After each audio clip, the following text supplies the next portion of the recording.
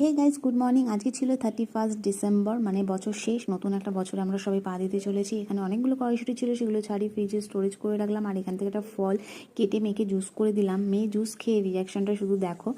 আর আজকে যেহেতু 31 নাইট ছিল, সবারই কম বেশি কিছু প্ল্যানিং হয়ে থাকে। আমাদেরও একটা প্ল্যানিং ছিল, সেটা হচ্ছে ছাদে পিকনিক করা।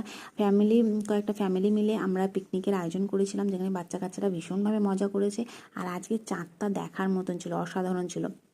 পিকনিকে মানে মেনু ছিল আমাদের চিকেন পকোড়া, মাটন কষা আর রুটি, স্যালাড আর একটা বড় কেক। মাটন কষাটা আমি করেছিলাম, সবাই প্রশংসা করেছিল, বেশ ভালো লাগছিলো শুনতে।